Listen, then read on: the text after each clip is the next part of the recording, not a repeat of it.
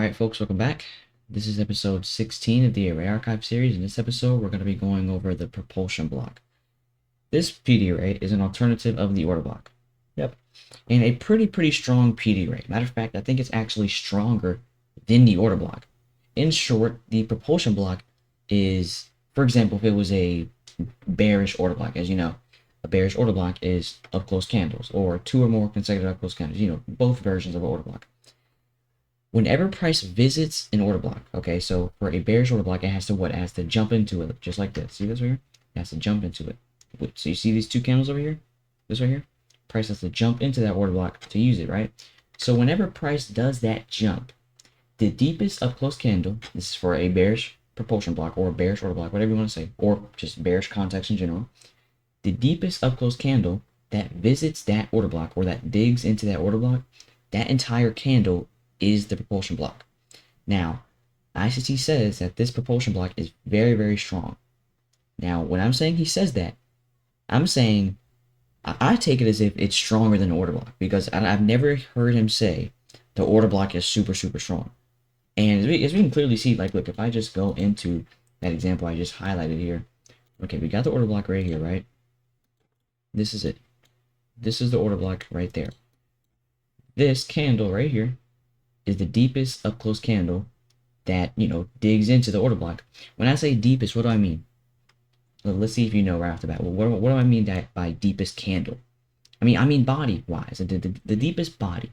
Okay, the deepest up close candle, body wise. So compared to all these other candles, all these other up close candles, which one has the deepest body? Obviously this one, right? This body reaches up into the most. Like if I turn off the wicks, right? If I turn off the wicks, which candle has the deepest body from this run? Obviously this one. Obviously this one. See how this one digs into it the most? Yeah, it's pretty simple. Not too hard at all, right?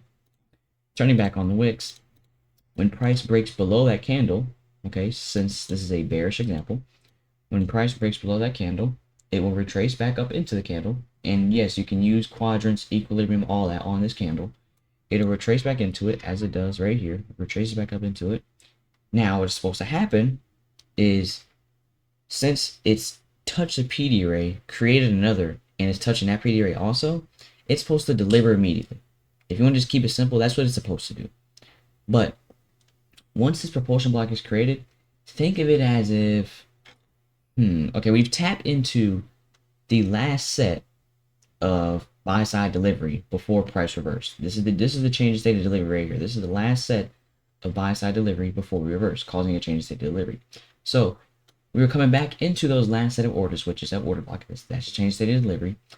And then we've created a propulsion block. So if price is respecting that order block, right, and it's doing it at a time that I guess you can say price should deliver, and it's also creating a propulsion block, don't you think price should respect that propulsion block and deliver even quicker? Yeah, I would think so too, right? So that's exactly what happens. It touches the propulsion block, and what is it supposed to do? It's supposed to deliver immediately. Does it do it? Yeah, it definitely drops lower. It definitely drops lower. Now, what would be the disrespect of the propulsion block? What would cause it to be invalid when it's just like a regular order block? If the other side of the propulsion block is violated, or if the entire range has been ran through, then the propulsion block is over with. Like, for example, if this candle here shot all the way past through the high of the propulsion block, breaking the candle's high, the propulsion block is over with. And you can possibly see the order block get disrespected also. Now, speaking of order blocks, here's one thing I didn't include in the rejection block, or I think the order block video.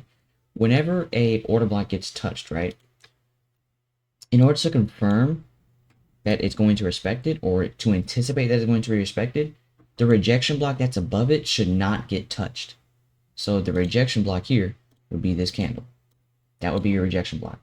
Now, obviously, I don't think I have to say it, but does the rejection block get touched here?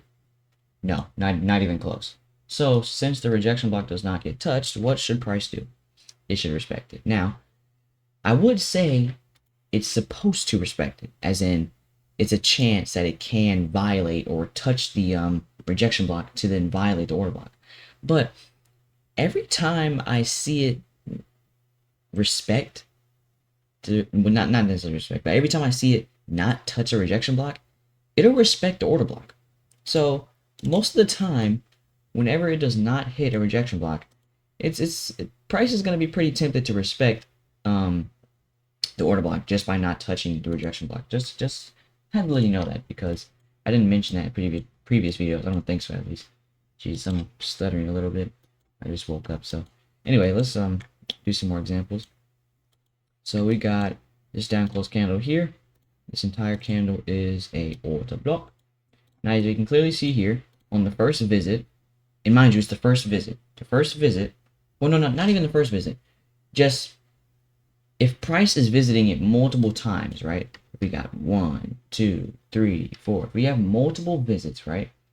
What you want to find is out of each visit, you want to find the deepest down close candle out of all of those visits. Which one is the deepest down close candle? This one right here. Reminder, when I say deepest, I mean body-wise. So this is the deepest down close candle that visits this order block. So what is that? What is this candle? It's the propulsion block. That's exactly what it is. Let's see here. Where's propulsion block? Well, let's look at the propulsion block. Does price respect the propulsion block? Well, as we can clearly see, yeah. Now let's put on some quadrants to have some fun. Let's put on the equilibrium and some quadrants too. You can clearly see price is doing this thing over here. Tap, jump higher. Tap, lower quadrant. I think it even respected this. No, it didn't even touch that rejection block. Wow, that's even crazy. You guys see what I'm talking about, right? This is literally proving my point.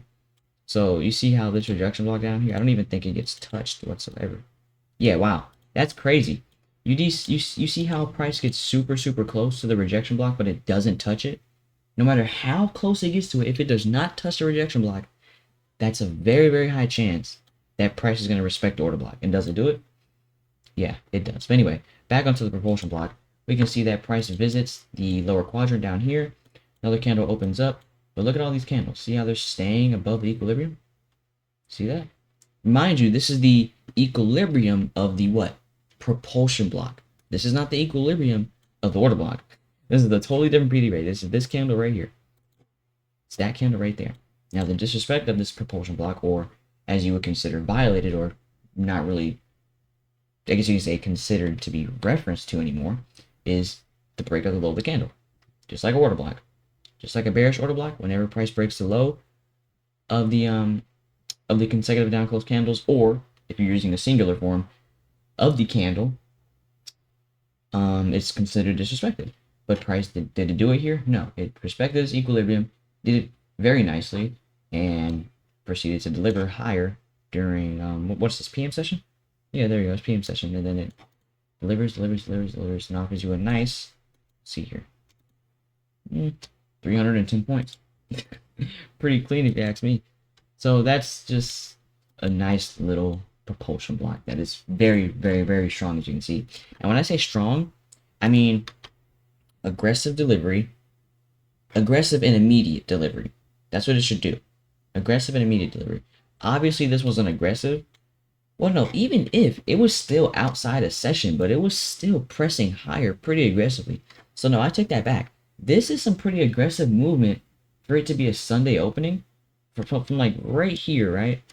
From like right here to like about here. This was all Sunday opening. Like Sunday night, Sunday afternoon. You know when the market opens at like 5 o'clock New York time. It was still some pretty aggressive movement pressing higher, even still after that propulsion block out of session. So that's kind of impressive to see just how strong a propulsion block really is.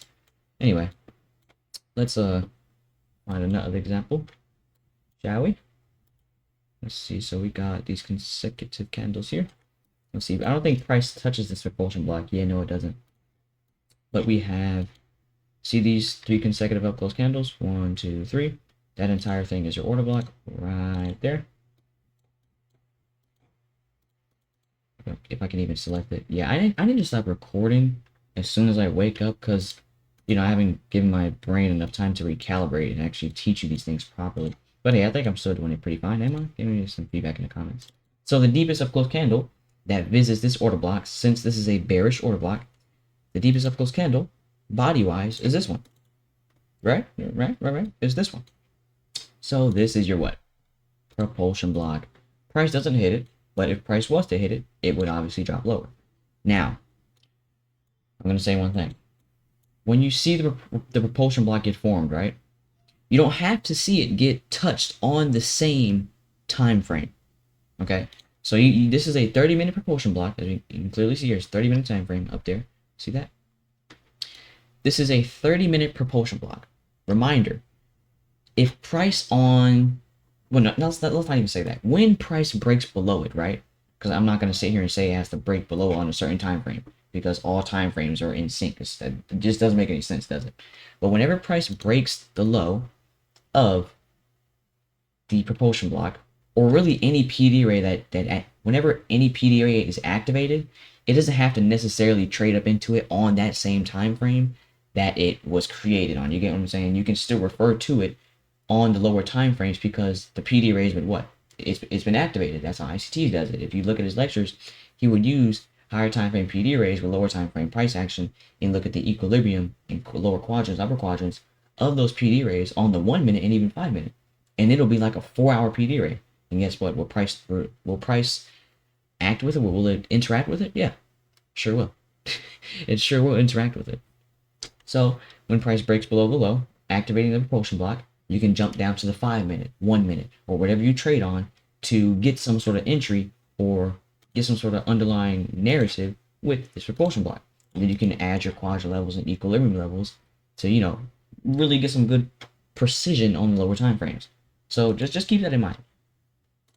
Let's do one more example. I don't want to make this too long.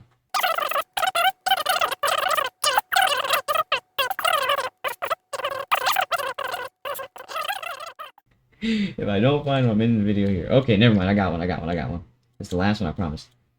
So, let's make this quick. Order block right here. Drag it out. We're speedrunning. Speedrun montage. Let's do this. Order block. Deepest down close candle. That business order block right here. What's that? Your propulsion block. Drag that out. Boom. And bam. As you can see, price touches it. 1, 2, delivers higher. Very, very simple, right? Pretty nice. Anyway, this is the end of episode 16 of the Array Archive series. I hope I taught you this well, and I hope this was very insightful to your trading. Until next time, good luck and good trading.